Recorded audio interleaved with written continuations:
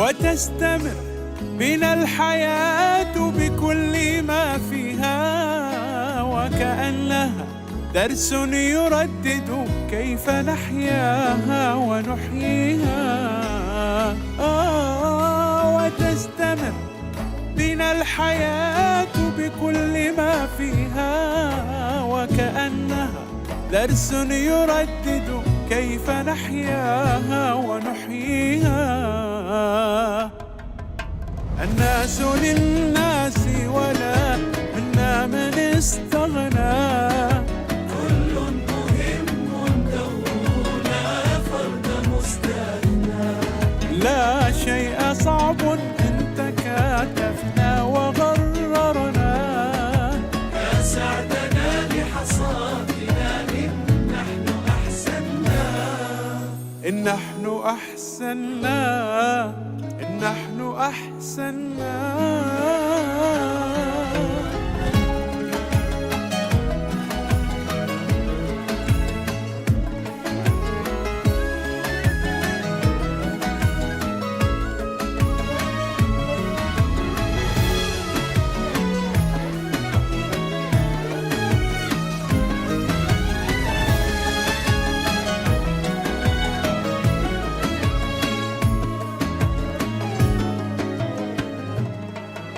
أليست هكذا الدنيا تسير ولا تقف، ومهما طالت اللحظات حتما تنصرف. ومن منا بلا حلم يسير بلا هدف، فماذا إن تعثرنا سوى أننا نقف. وتستمر بنا الحياة بكل ما فيها، وكأنها درس يردد كيف نحياها ونحييها.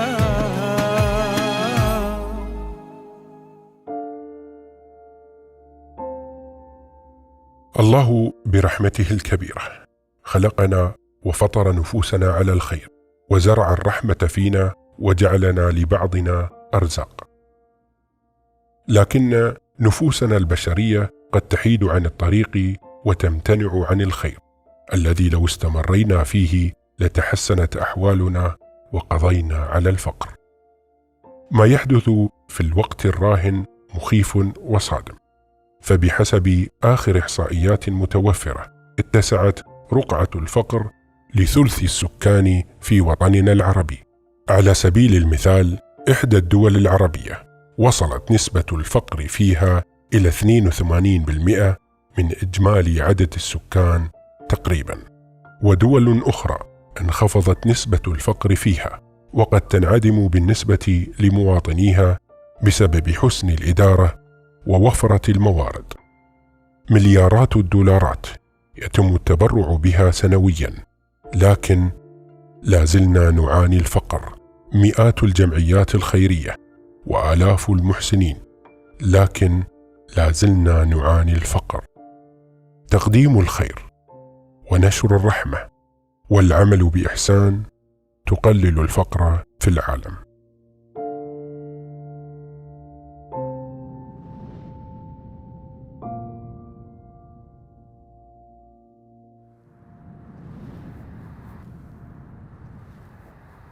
بسم الله نبدأ سعادة جديدة. السلام عليكم، كيف حالك؟ تحكي عربي؟ والله شوي افتح شوي شوي. ها؟ اي والله. أنت من هالمنطقة؟ اي والله. أنت شو اسمك؟ ابراهيم. إبراهيم. اي والله. إبراهيم تشتغل هني ولا أنت؟ لا والله ما شغل هنا. ما تشتغل هنا؟ تشتغل بس ما هنا. تقريبا يم السيطرة. يم السيطرة. اسمي مستشفى مازدي. مستشفى مازدي. حرس. تشتغل حراسة في المستشفى. أيوة. ما شاء الله. كل يوم؟ اي والله كل يوم. كل يوم ما شاء الله. الحين انت وين رايح؟ رايح المستشفى؟ لا اروح البيت. البيت خلص دوامك؟ لا والله مو خلاص. مال الصداقة يقول تعال وراني شايف انت. يعني واحد متصل عليك قال لك تعال اشوفك. ايوه. طيب انا جيب التلفون ما يجوا يعني نروح بالدوام بالتاكسي. وبعدين عين ترجع. عملت ساعة نزل بالتاكسي. ايوه. اي والله. 2,000 ايه 1,000. اعطيته تاكسي. اي والله. اي والله راجع بزعل يقول بالتاكسي ما عندي فلوس. زين كم عمرك؟ 24. 24. متزوج؟ تقريبا يتزوج بس ما الزواج. ليش؟ ما عندي فلوس. سبحان الله. فلوس تجي ان شاء الله.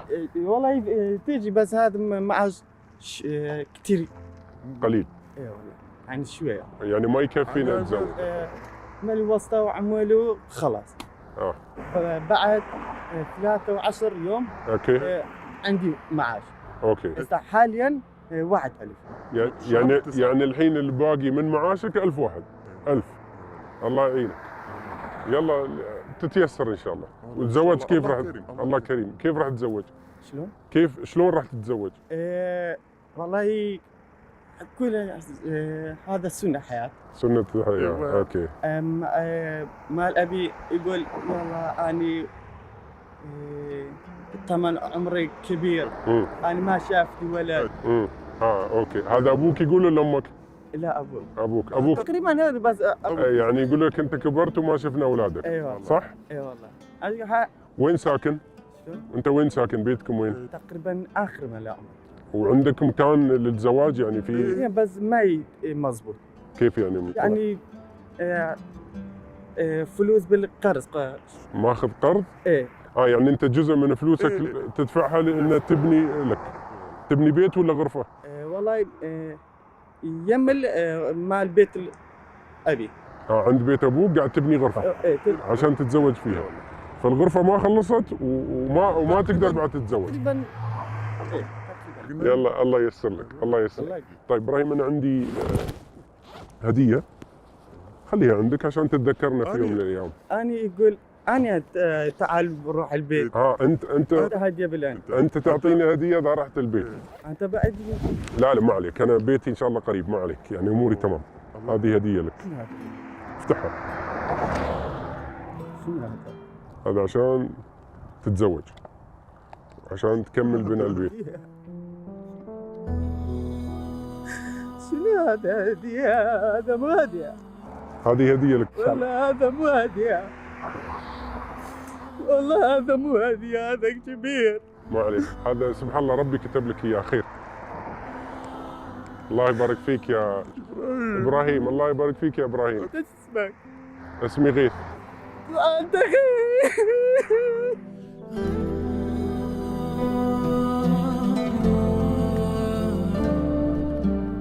والله هذا مو هديه، هذا كبير. الله ييسر لك. الله ييسر لك يا ابراهيم. يا ابراهيم. نعم. يلا متى راح تتزوج؟ عشان تعزمنا على البيت. إيه. الله يكتب لك الخير وييسر لك ان شاء الله ويرزقك بالزوج الصالح ان شاء الله. بس لعبة. شو تريد؟ هذا الألف اللي يظل. سبحان الله. تفضل. هذه هدية؟ طيب والله اقبلها منك. الله يبارك فيك. اشكرك يا ابراهيم. ابراهيم متى راح تتزوج؟ يعني الحفلة العرس متى؟ والله مو حفلة كبيرة. ان شاء الله تسويها كبيرة. ليش؟ أني إسلام يقول حفلة كبيرة هذا مو زين. اوكي. من باب التبذير انه ما تبذر. ايوه. يعني فوز يعني صغيرة على قد اهلك واهل العروس ان شاء الله. طيب هالهدية تكفي انها تتزوج؟ هذا كنت تكفي. طيب الله يكتب لك الخير. الله يكتب لك الخير. واحنا ان شاء الله الشباب راح يزورونك علشان يساعدونك ان شاء الله تخلص بيتك. تمام؟ الله يكتب لك الخير. ممكن نحضنك؟ الله يكتب لك الخير. الله يكتب لك الخير يا ابراهيم. الناس للناس. الحين تروح دوامك ولا ترجع البيت؟ لا ادري. والله لا ادري. انا اقول خلاص ارجع البيت. لا ادري. وخذ اليوم اجازه من الدوام. اليوم ما راح الدوام؟ لا تروح الدوام، ارجع البيت. والله. الله يكتب لك الخير. شكرا يا ابراهيم.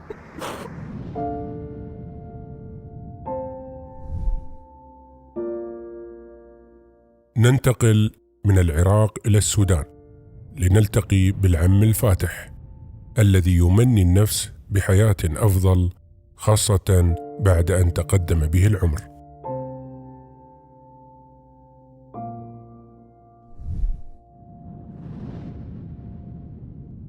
احنا سألنا عنك، قالوا هذا بيت إمام المسجد أو المؤذن. المسجد نعم. ما شاء الله. من إمام بيت مع المسجد.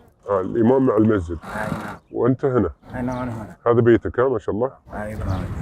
إذا أعطني إياه وناس مسجد. قعدت فيه ما أنا ما بيتي يعني. والظروف اللي جابتك هنا صحية ولا مادية ولا؟ والله في ظروف صحية وفي ظروف مادية. الله يكتب لك. نحن المهم عندنا مشاكل في الكلى يعني. هو ما فشل، لكن يعني في ضمور في الكلى. الله يعين. واحدة هو شغال، الثانية دي فيها ضمور بنغسل فترة معينة. الحمد لله. الحمد لله. أنت الحين يعني موظف، يعني أنت معاش ثابت؟ ما في نهائي. نهائي يعني. أعمال حرة زي ما بيقولوا السودانيين يعني. سبحان الله، هو اللي يسمع أعمال حرة يقول لك خلاص هذا تاجر. أي نعم. تجارة دائما أعمال حرة وفلوس، وسبحان الله. أي نعم. كله خير. كله خير، ربنا يدي العافية إن شاء الله. طيب أنا عندي سؤال عمي. نعم. هي ليش الدنيا هيك صعبة؟ والله يعني هي ما صعبة، لكن إرادة ربنا. عسى أن تكرهوا شيئا الله خير لكم. نحن راضين نروح المستشفى. والله يا أخ نحن في المستشفى ناس أتعب مننا. نحن نقول الحمد لله، نشكر بريانا. ناس ما لاقيين مجازفك وسايقونهم سواقا. سبحان الله. الحمد لله على كل حال. هي قناعة هذه. نعم. الله يستر.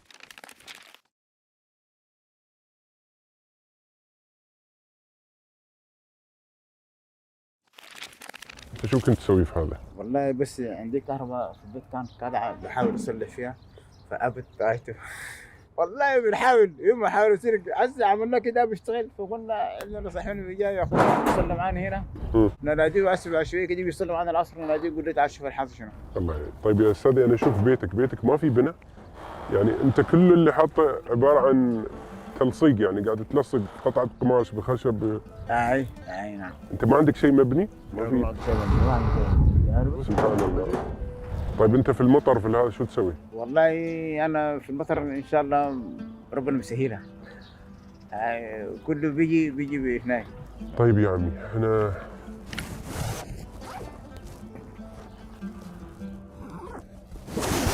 شوف هذا.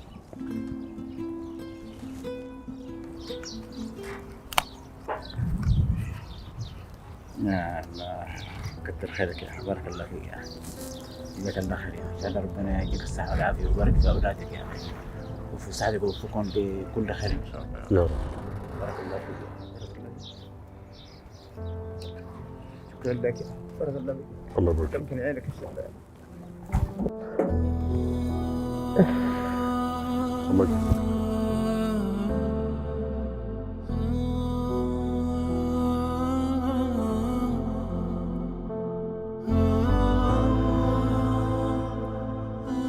والله يا اخي احنا في المستشفى ناس اتعب مننا، احنا نقول الحمد لله نشكر بريانا. ناس ما لاقيين مجازفك وسايقونهم سواقا.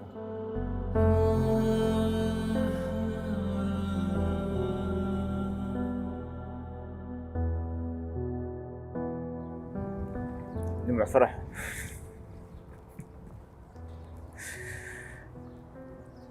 بارك الله. شو بنيتك يا حاج؟ ربنا يتقبلنا يعني يرضى عننا كلنا بس. يا رب. ربنا يرضى عنا كلنا. ربنا راضي عنك مشكلة ثانية ما في. الرزق كله على الله. ربنا كان راضي عن الزور ان شاء الله بتكون عواجه ما في. اي ربنا يرضى عننا ويرضى عنك ويفك لما فيه الخير والرضا ان شاء الله. يا رب. بارك الله. طيب يا حاج هذا بس عشان تسوي الكهرباء. تجيب واحد من برا متخصص عشان الكهرباء ما. لا خلاص ان شاء الله نجيبه عسل. يا رب. هذا للكهرباء. اي كويس. للكهرباء. لا يصلحها ان شاء الله، يصلحها ان شاء الله. الله يكتب لي في الخير. الله يبارك. والناس للناس يا حج. اي نعم. احنا انا اخوك غيث من الامارات. الشيخ زايد الامارات. نعم. ابو ظبي. نعم. دبي. نعم. مركز تجاره عالمي يا اخي. ما شاء الله صحيح. دبي دي اشتهرت يعني مدينه قبل كده، لكن ما شاء الله سبحان الله. نعم صحيح. قدرة ربنا يعني. صحيح. إرادة ربنا باجتهاد، يعني بتوفيق، برؤية، والحمد لله. لكن طبعا برد يعني بلد يعني الجزيرة العربية دي مع تاريخ. صحيح. وأرض ديانة، صحيح. وأرض ربنا مبارك فيها يعني. الحمد لله الحمد لله.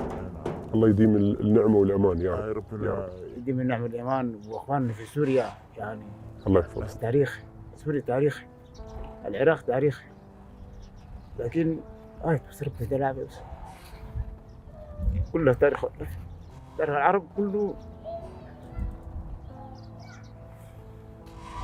الله يصلح الحال. امين ربنا يسعدك ويرد هذه الدول نفس ما كانت واحسن يا رب. طيب الشيخ، خليني اقول لك شيء. لو اجاك شو راح تسوي؟ لا حول ولا قوة الا بالله. ما واحد يمشي حج يا اخي. الحج. حلو. حج يعني ربنا يتقبل ثاني، هي حاجة سهلة. حلو. دعوة في المقام هناك في مقام محمود. دعوة في مسجد الرسول في مكة المكرمة، ربنا يستجيب. طيب. تبقى في حالة ثانية. شو الدعوة اللي راح تدعيها؟ ربنا يوفقنا كلنا ويوفق الدول العربية للخير يا رب. ويرحم ووفق الناس اللي زيهم كده لمثوى الخير والرضا ويقويهم. طيب عشان الدعوة الجميلة، هذه زوجتك؟ اي نعم. يا حجة. مرحبا. كيف حالك؟ والسلام ورحمة الله. الشيخ راح يروح للحج. وانا؟ وقال ابي زوجتي معي. وانا لازم امشي. هو الحين قال لي انا ما اروح للحج الا زوجتي معي. دي بهاي ولا دي جد؟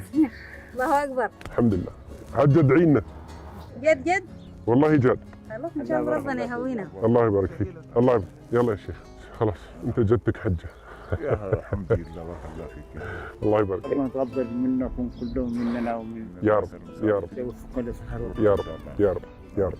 وهذه اعتقد هي افضل من اي مشروع ثاني نسويه. والله يفضل من كل حاجه.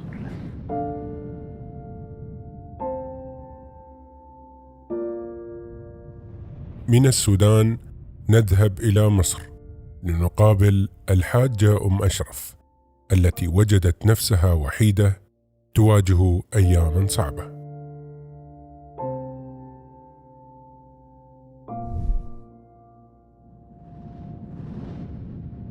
أم أشرف. نعم بابا. أنت مين ساكن معاكي هنا؟ أنا ما فيش حد، أنا قاعدة بوحدي. لوحدك؟ أنت ما بتشوفيش صح؟ لا ما بشوفش، أنا مش شايفاك. أنا مش شايفاك. من إمتى ما تشوفيش؟ ده أنا دي سنتين ويعني وجعاني، دي لو وجعتني جبت عليها مية بيضاء وقالوا لي اعمل العملية. طلع عندي السكر والضغط والكبد وعندي مرض التاج، كسعوا بقى جنني خالص، مش شايفاه مش شايفة ولا حاجة؟ مش شايفة. أنا أنت قاعد بجد أنا مش شايفاه ولا شايفة اللي بيكلمني. ولولا فعلة الخير جيراننا هنا تعمل اللقمة وتجيبها توكلها تفطرني وتغديني الساعة 5. وأنت طول اليوم قاعدة هنا؟ أنا قاعدة مكان دي 14 شهر. 14 شهر في نفس المكان؟ قاعدة بمكاني كده. طيب يمي. نعم. أنت لو كنتي عملتي العملية بتاعت المي البيضاء كنتي حتشوفي صحيح؟ كنت أعمل بس السكر، عندك السكر بتاعي عالي جدا، بس الدكتور لما قاس السكر لقى 600.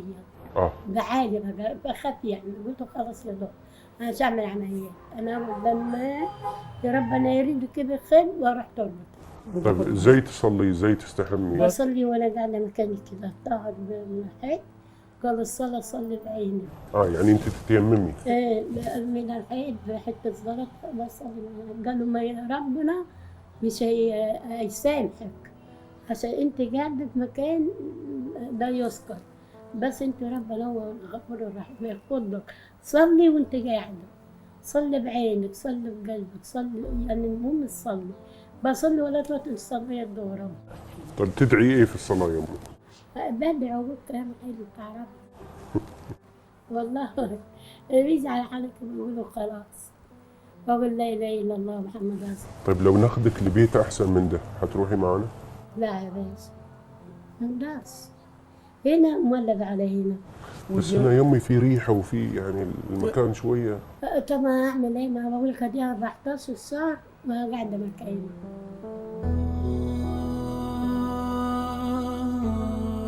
ان شاء الله محلول. يا طبعا رب. بإذن الله، طبعا إن شاء الله. يا رب. طيب لو احنا اتفقنا مع واحدة من الاخوات وممكن تجيك كل فترة تحميك وتعدل لك وتنظم لك، ماشي ماشي. يعني يمكن هذا ابسط الاشياء يا امي ممكن نقدمها ليك، بس ان المكان شوي يكون انظف وانت ترتاحي، يعني تشمي حاجة حلوة، تنامي على حاجة مريحة يعني. المرتبة دي مريحة بابا. هي حياتنا وقاعدة. طيب حنجيب لك حاجة طبية احسن يعني. اللي تقدر عليها. ان شاء الله ان شاء الله يا امي. وأنا دي قاعدة مكانها وأنا قاعدة بالكتيرة. مأجرة. مأجرة. مأجرة. طيب موضوع الايجار ده بسيط حينحل. انت مش حتدفعي ايجار نهائي. سيسترها معك. يا رب مش حتدفعي والله. يسترها معك بابا، يحافظ عليك ويجعلكوا مازال حسنات. يا رب كلها مازال حسنات. يا رب يا رب. والله العظيم الناس بتجينا اخر الدنيا بدعي لهم يقولوا ادعي لنا ويحبوا على ايدي وعلى راسي. اقوم ما تحملونيش ذنب، يقولوا دعواتك دي بتوصل لربنا. الحمد لله يما. طيب احنا عندنا هدية يما. نعم. طيب خليني افتحها لك. هاتي ايدك يما. اهو. حط ايدك هنا. اتمضون على سكتك ولا لا لا مش حنمسكي. امسكي يما لي دي فلوس. دي كلها ليكي. يسترها معاك، يجعلك مستور دنيا واخر، يديك البركة والعافية والصحة ويحوش عنك الوحش ويبارك لك. يا رب. طيب انا عندي سؤال يمي. تفضل. انت ليه كنت بتعيطي؟ ها؟ ليه كنت تعيطي؟ بيصعب علي. بيصعب عليكي ايه؟ صعبان علي نفسي، صعبان علي حالتي، وبيصعب علي وعي. ده العشية فضلت أعيط لما سكتني بعافية. الدمع ندم عيني مش ندم ما بعيط.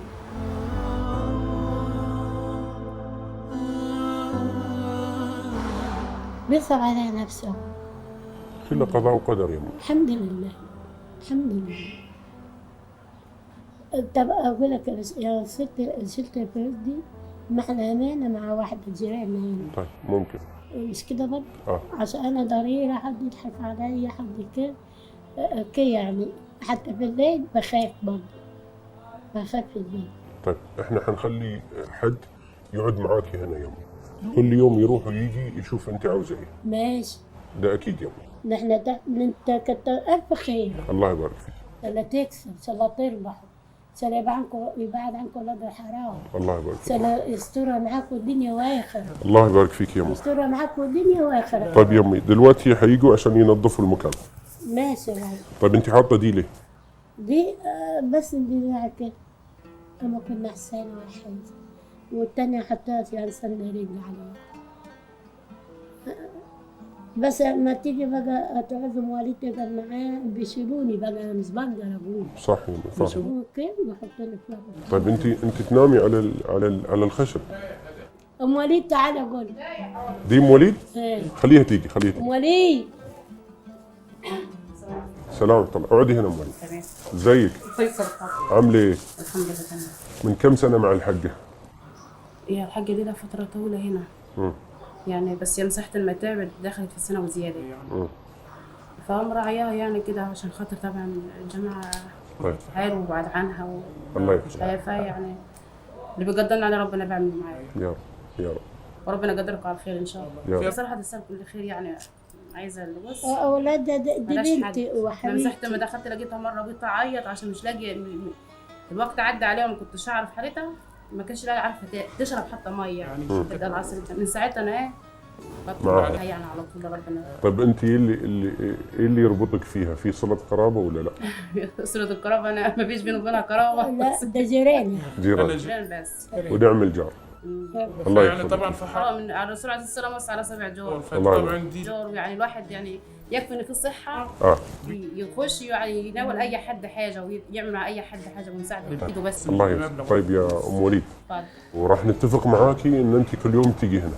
اعتبري لا اعتبري ان انت دلوقتي عندك شغل خلاص.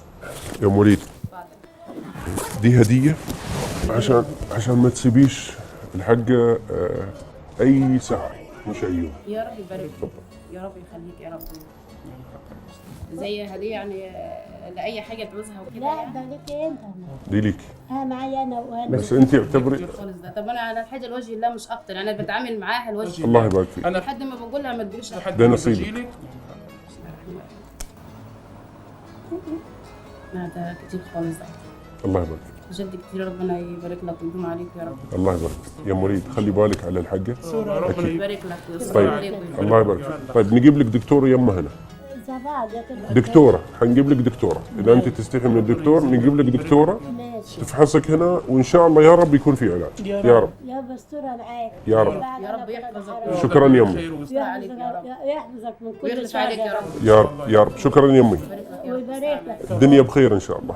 ربنا يزيدك. يا رب يا رب. مع السلامه يا يمي. مع السلامه. الله يبارك فيك. شكرا شكرا.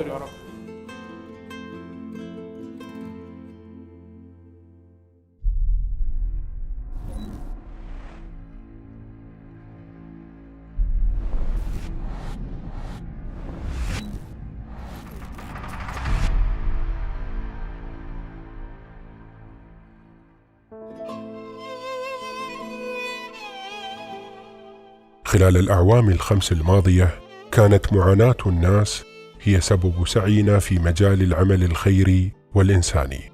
هذا مشروع كامل باسمك. أنت تختار المشروع اللي تبي تسويه في السودان عشان تستقر في بلدك وتترك بلد الغربة. قدمنا حلولا فردية وجماعية. إلنا صار بيت، هذا لكم بيت نسكن فيه أنا وياهم. راح تسكني فيه؟ فينا يطردنا؟ لا والله ما حدا راح يطردك. كهرباء ومي؟ في كل شيء. مش محفر فيران ولا شيء. نفذنا مشاريع تمكينية مستدامة. نيتك كانت قارب كبير، يلا والحين صار من نصيبك. ركزنا على المبادرات. سيد دوار، هذه رحلة حج لك كاملة، وهذا مبلغ الحج كامل. ما أكرمك يا الله، ما أكرمك. وهذه تكاليف إذا حبيت تسكن أو تشتري أو أي شيء في الحج. وسلطنا الضوء على الكثير من الفئات المهملة والمنسية. وهذا جاك تأمين صحي، والله يعطيك طولة العمر، وراح يمشي لك إن شاء الله يا أبو سليم معاش لمدة 2 سنين. ما بقاش ريح بالحلول. الله يبارك فيك.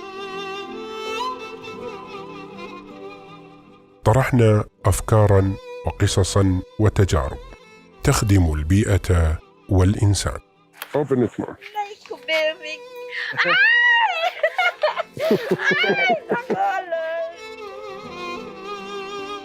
الحقيقة كل ما قدمناه خلال هذه السنوات خفف من معاناة الناس، ولكن يبقى الفقر فقراً والفقير فقيراً إذا لم نتعاون ونتشارك في العمل الخيري والإنساني.